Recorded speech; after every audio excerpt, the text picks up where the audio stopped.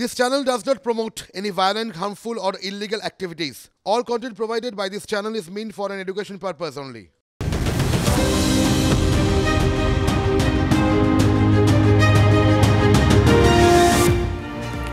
নমস্কার, টিভি9 বাংলা আপনাদের সকলকে স্বাগত। আমি রুমেলা রয়েছি আপনাদের সঙ্গে। শুরু করছি সাতের সেরা।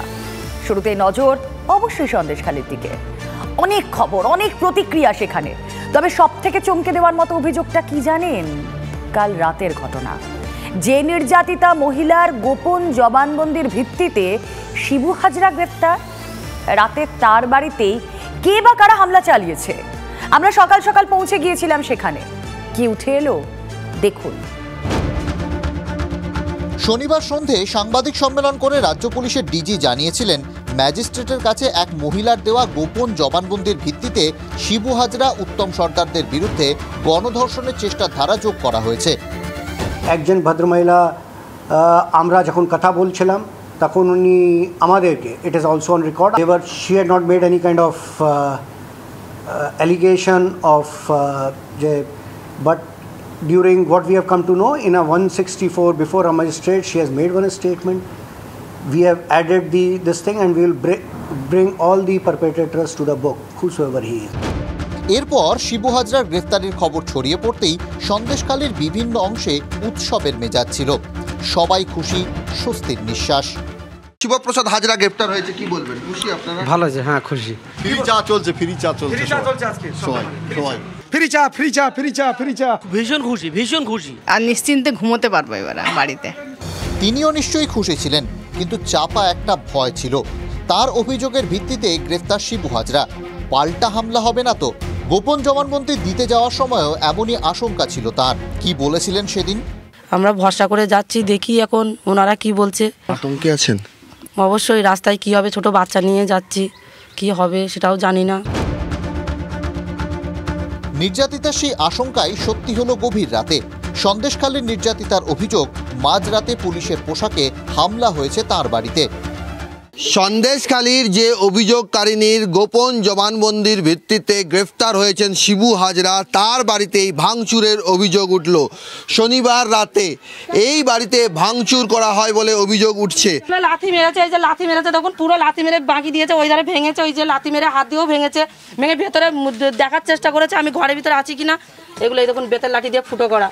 এটা কখনের ঘটনা? এটা কখন? এটা রাত 10:30 11টার দিকে এই ঘটনা ঘটেছে। আপনি কি গোপন জবানবন্দি দিলেন তারপরে এই ঘটনা? হ্যাঁ, এই গোপন জবানবন্দি দেওয়ার পরেই আমার সাথে এরকম ঘটনা ঘটছে। পুরো একদম পুরো ঘাবড়ে গেছি যে কি হতে যাচ্ছিল। আমি কালকে থাকলে আমি জীবনেও হয়তো আমি বাঁচতাম না, হয়তো আমার জীবন সংশয়ে ঘটে যেত।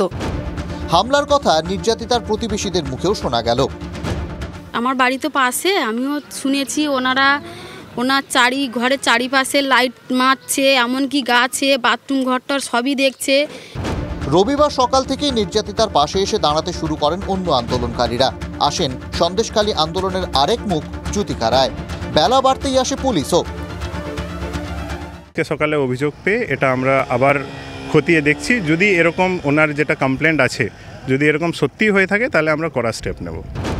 নির্যাতিতা মহিলা কোলের বাচ্চাকে নিয়ে গোপন জবানবন্দি দিলেন। সেই জবানবন্দির ভিত্তিতে একজন গ্রেফতারও হলেন। অভিযোগ, তারপরই হামলা। তোপ দাগতে ছাড়ছে না বিরোধীরা।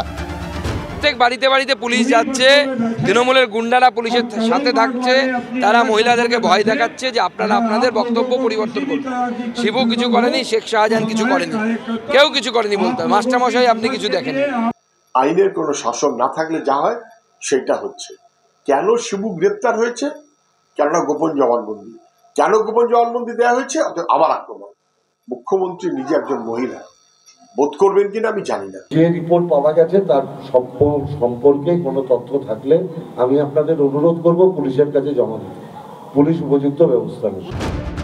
সন্দেশখালীর উত্তাপ সামাল দেওয়ার চেষ্টা করছে প্রশাসন, কিন্তু এই ধরনের ঘটনায় বিড়ম্বনা বাড়ছে না তো?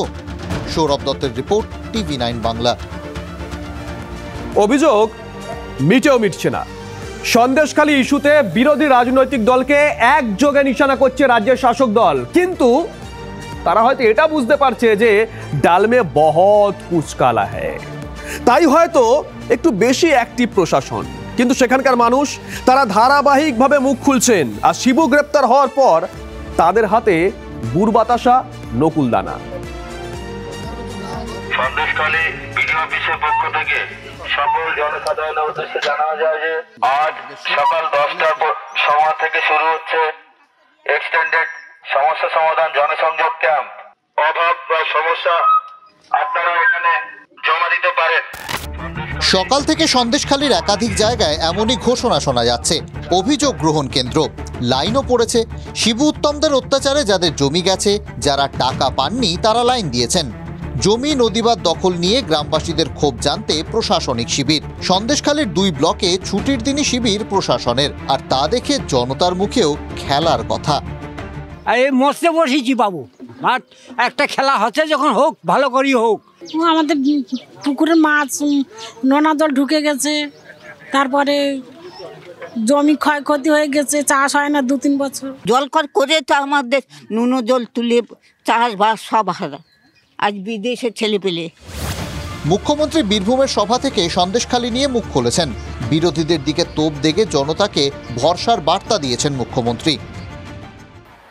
ঘটনা হয়েছে, প্রথমে ইডিকে মাঠিয়েছে, তারপরে তার বন্ধু বিজেপি ঢুকেছে, ইডিকে সাথে নিয়ে ঢুকে তিলকে তাল করছে, শান্তির পরিবর্তে আগুন লাগাচ্ছে। যদি কেউ মনে করে কারো কাছ থেকে কেউ কিছু নিয়েছে, সবটাই ফেরত দেওয়া হবে, এটাও মাথায় রাখবেন।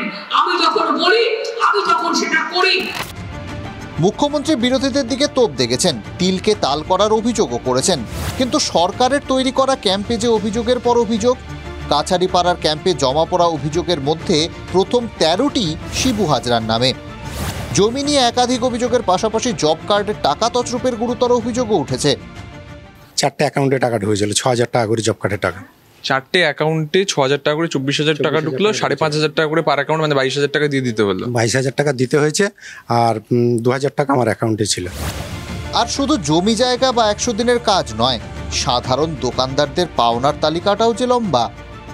ওই 1,55,000 টাকা। 1,56,000 টাকা মুদির দোকান থেকে এখনো পর্যন্ত 10টা টাকা দেয় না। টাকা চাইতে গেলে আমার উপরে অত্যাচার। 555 দেখুন না, তাঁতের শাড়ি নিয়েছে কত টাকার সেটা দেখুন, ওখানে 5,000 কত টাকা তাঁতের শাড়ি নিয়েছে, নগদ নিয়েছে 4,000 টাকা।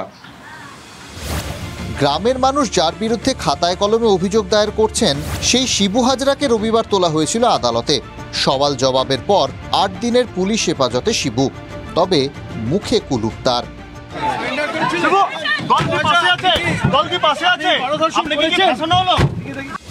শিবুর গ্রেফতারি কতটা স্বস্তি দিয়েছে সন্দেশখালীর মানুষকে সেটা পরিষ্কার এই ছবিগুলো থেকেই। সন্দেশখালীর সঙ্গে মিশে যাচ্ছে যে বীরভূমও, জনতার মুখে নকুল দানা গুড় বাতাসা। মাস্টার মাইন্ড যেদিন ধরা পড়বে সেদিন বড় বড় রসগোল্লা হবে। আজ শিবু হাজরার উত্তম সর্দারের জন্য এই নকুলদানা আর গুড় বাতাসা।